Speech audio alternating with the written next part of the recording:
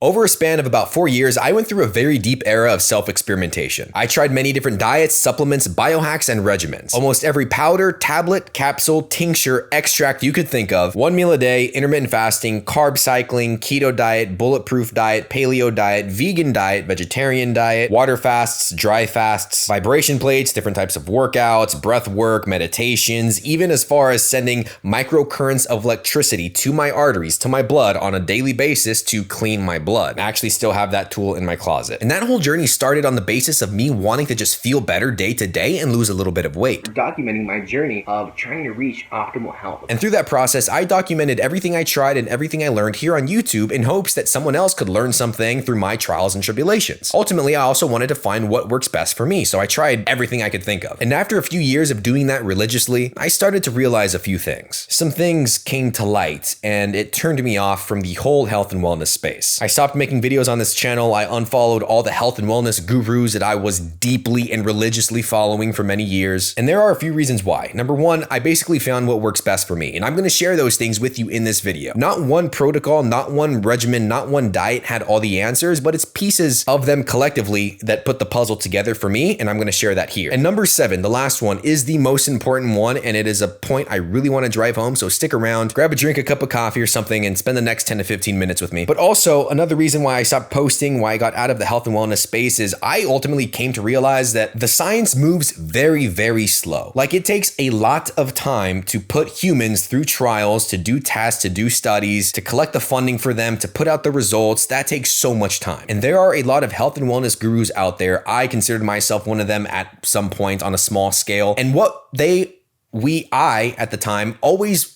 thought that I had to do was present some sort of wow factor. I'm talking about the Dave Aspreys, the Ben Greenfields, the Hubermans of the world that always have to have some crazy study that makes you want to change some aspect of your life or make you feel like you have to do something or buy some certain supplement. And you can't have that all the time. You can't have a wow factor, some groundbreaking new study every other week or even every few months in the health and wellness space. It doesn't work like that. It's like they have to try and sell you something because it's how they make their money. And I fell victim to that. And that's why I put a few videos on my channel on private, because I felt like I was being too salesy, pushing something I didn't believe in, just was speaking in a certain way to market a certain idea to get people to want to do something. And it just wasn't sitting right with me after a while. And I didn't realize I was doing that in those moments until I kind of stopped, took a step back and realized all that. So the health and wellness space really turned me off from that whole aspect. The reality is that the basics to living a healthy life are really, really boring. We already know the answers. Eat well, get some exercise, go outside, have good relationships. Like, it's the fucking basics. And the reason I want to talk about that is I feel like I owe an answer to some of my subscribers on YouTube that were following me for my health videos. Those are the reasons why I stopped. I found what worked for me. I needed to take a step back, and I was pretty disgusted with the health and wellness industry. But I don't know, maybe there's a way to make the basics fun again, or at least convey them in an interesting way to get people to want to live a healthier life. And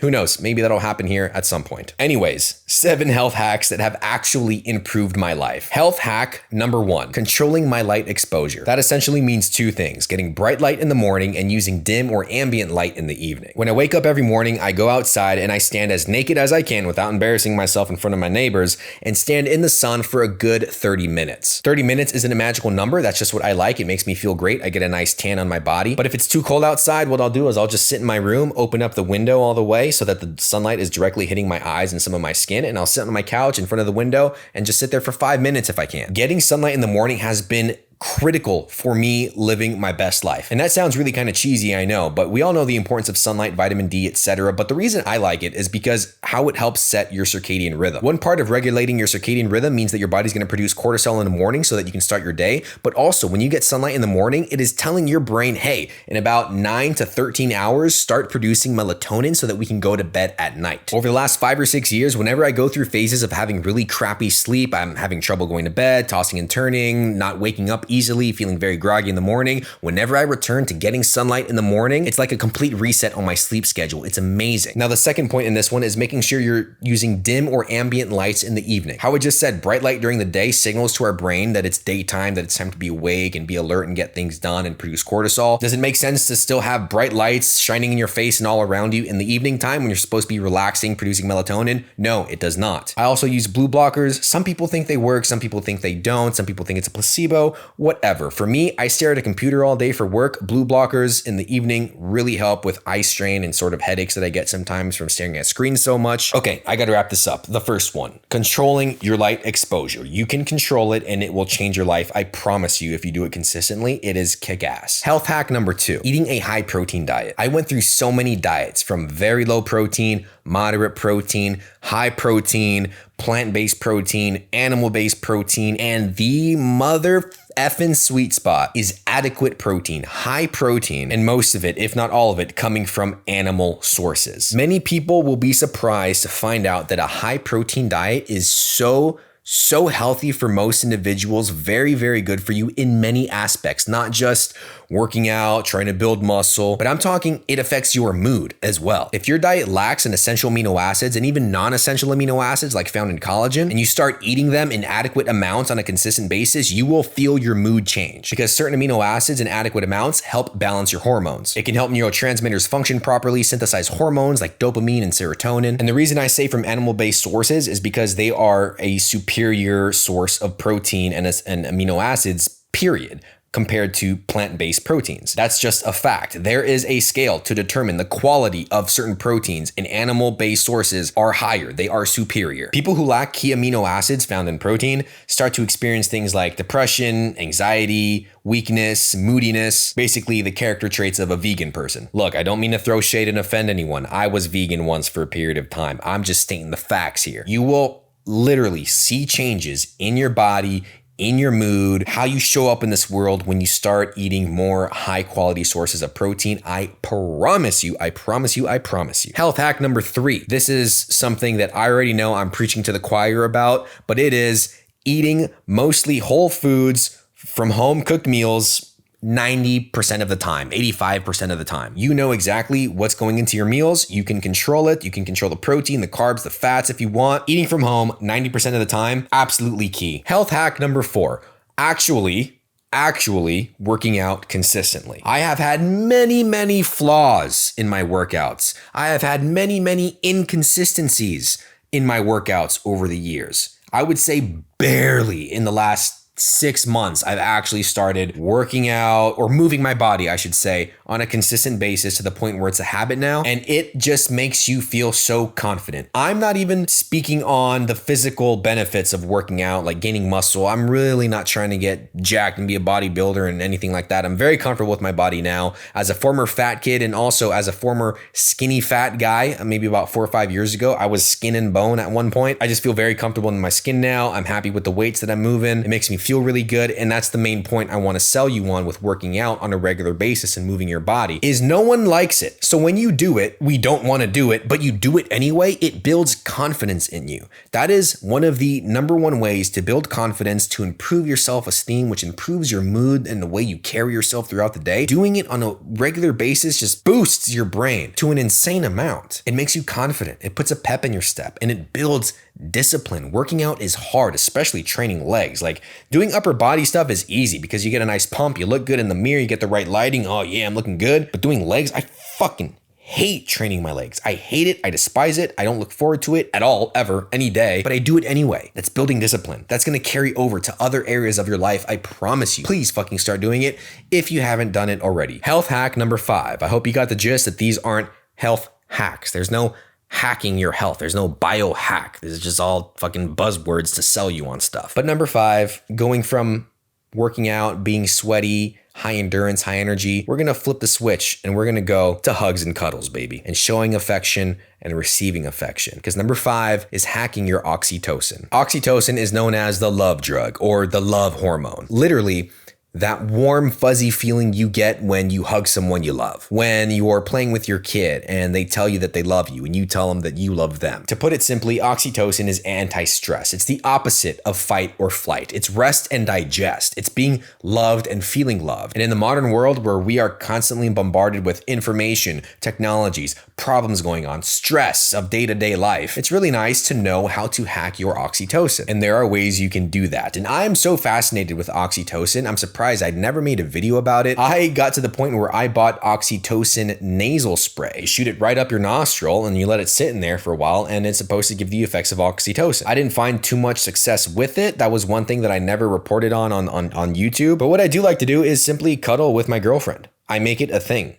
Let's go cuddle, have sex, have an orgasm, give someone else an orgasm, hold hands, physical touch, those sort of things. You can promote oxytocin by simply making eye contact with people, laughing, giving and receiving gifts, so you can give someone something. Or if you hate people and you have a bunch of cats or a dog or animals, petting your dog or your cat can also stimulate and release oxytocin, which is very interesting. That really has improved my life. Health hack number 6, having my own way to creatively express myself. In other words, having a hobby. I feel like in today's culture, at least in my age group, it almost makes it seem like if you're not doing something productive or doing something to monetize it or to get to a certain goal, that it's completely pointless and worthless. Wrong. We need hobbies. We forget to take time out to just do something that has no meaning to it. Not everything has to be part of your grand master plan. Just fucking do something that just makes you feel good. Or it's even okay if it makes you feel nothing, because it's okay to feel nothing. It's okay to slow down a bit. Express and create, draw and build, shoot and edit, record and play. Just do something that has no meaning to it, that just makes you feel good. Find some way to express yourself. Trust me, that stuff helps your inner psyche for sure. Health hack number 7. Now, some of you are probably surprised I have yet to talk about supplements, but ding dong, someone's at the door. Who is it? Supplements. Now, like I said, I've tried almost every powder, tincture, tablet, capsule, etc., injection that you could think of over the years with different supplements. Only a few have stuck with me. Number 1, Shilajit. Matter of fact, I haven't taken mine today yet, so give me a second.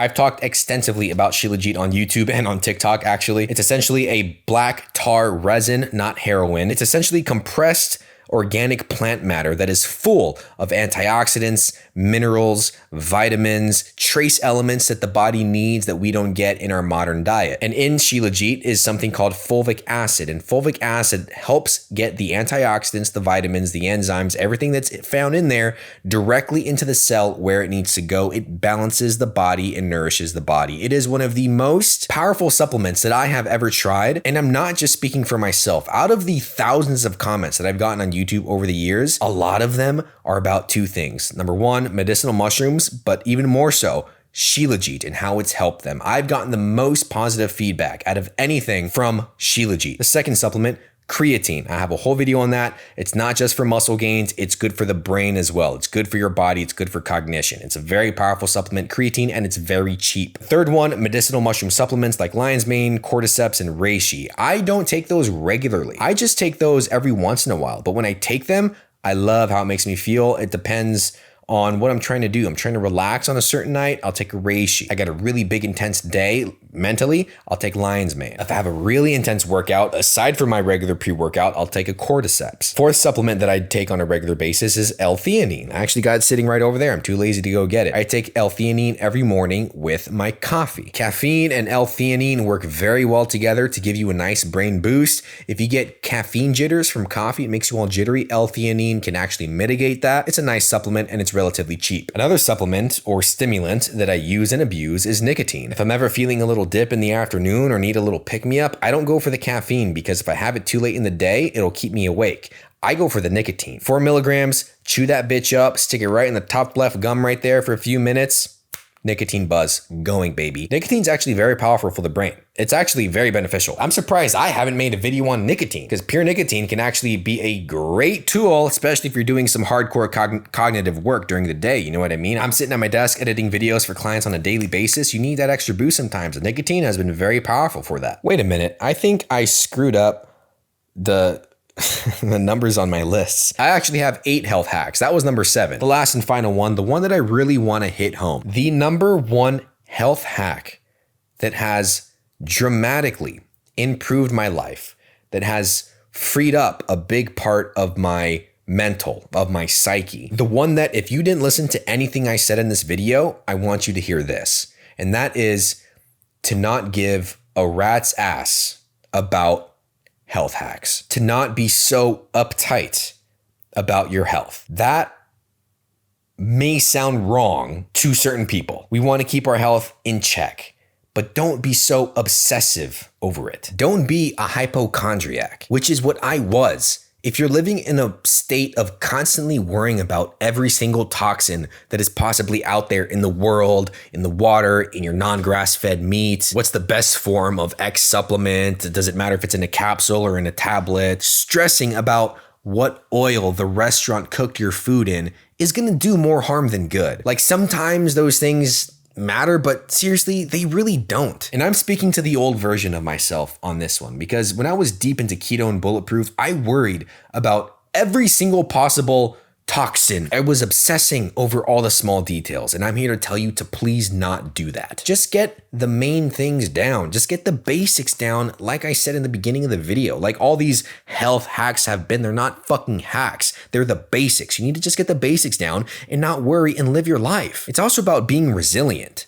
The body and the mind are meant to be resilient, being able to prevail and perform under any circumstance, not just when you had the most optimized sleep and the most optimized meal for 6 days in a row, then you can perform your best. No, learn how to perform your best under any circumstance. A major problem with trying to live a healthier life or to optimize your life is that you become very fragile. The slightest disturbance in your routine and your day is ruined and now you can't perform. It's mental. You need to learn how to operate and perform under any goddamn circumstance that comes your way.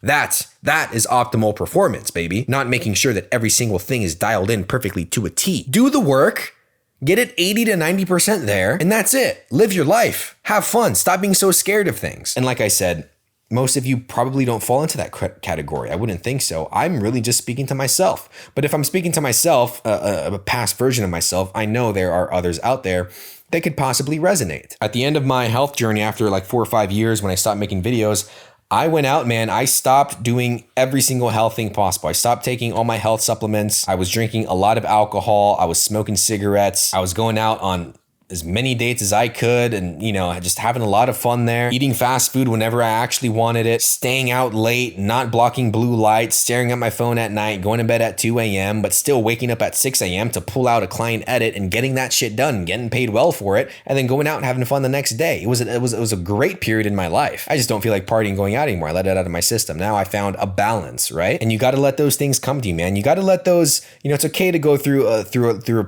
period of trying to optimize everything, but then it's also very beneficial to go through a period where you're optimizing nothing and you're just kind of going with the flow and doing what feels right for you. I learned so much through the degenerate era of my life and the optimized Mr. Smarty Pants era of my life. Both have served me very, very well. But that was something I really wanted to get off my chest. We're not all perfect. Not everything's going to be perfect all the time. We all have our guilty pleasures, our bad habits, our little indulgences that we like to have. And you can't be scared to have that for yourself every once in a while. But hey, I hope you enjoyed this video. I hope that you got some sort of piece of information that is going to be useful for you in your life out of this. So with that being said, subscribe if you like the vibe, and I will see you in my next video.